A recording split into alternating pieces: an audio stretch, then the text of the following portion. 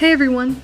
Welcome to another culturally significant video. I'm Eden Stevens, and I wanted to do a quick little review of a new film, Suncoast. Streaming on Hulu, and it's a Sundance film, I figured it would be good, but I was interested in seeing it for myself. So I watched it last night, and I just wanted to talk a little bit about it, and tell if it's worth the watch. Quick answer is yes, it is worth the watch. But I wanted to talk a little bit more, so you're gonna have to listen to me. Also, here's your spoiler warning. So the story is inspired by a true event. My understanding is that it is somewhat autobiographical. It's a coming-of-age story focusing on 17-year-old Doris. Doris, played by Nico Parker, wants to live a normal teenager life. Her brother Max is disabled, and while at the beginning of the film, he is moved into a hospice care facility, Suncoast. While Doris is dealing with all the basic teenager problems, she's also dealing with her mother, who is very preoccupied with taking care of her brother and being with him, going so far as to leave Doris home alone during a hurricane so she could sleep with Max at the facility. What about God's sake, give me a break. Doris strikes up a friendship with Paul, a widower activist who is hanging around the facility protesting the rights for Terry Chavo.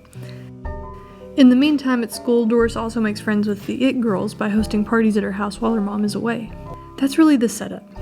The ethical debate of Terry Chavo is present throughout the entire film, and brings a really interesting perspective.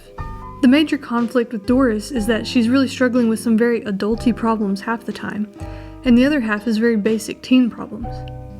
The movie asks a lot of questions, but one that stuck out to me was, how do we balance selfishness versus selflessness? What I loved about the movie is that it never demonizes one perspective. It balances on this very fragile line, and it makes it clear that humans have differing opinions. Based on past experiences, religions, ethics, cultural differences, it's honestly so refreshing to watch something where the message is quite literally saying, sometimes we don't know. Doris actually says in a ethics class at her school that sometimes you can't actually know what is right or wrong at the time. Sometimes you just have to do what you feel is right, and so do other people. And this brings up a great point. Although our culture is very judgmental, it does our society a disservice to dehumanize another group of people, just because they are doing what they feel is right. I think that we all try to do the right thing, whatever that is. The problem is that we are all so different, so what I believe is the right thing may be totally different than what you believe is. And I loved how even while Doris is having this revelation, she herself is falling into the trap of judgment, which we see with her very polar opposite perspective of Paul. I really love the way that neither Paul nor Doris is shown to be right or wrong.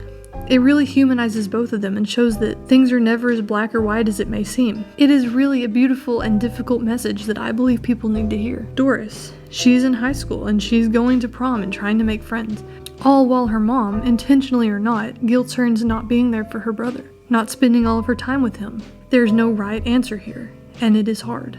And Doris finds it out the hard way. Doris's mom sees her as selfish, spending her time at parties and with her friends instead of being at Suncoast with her brother.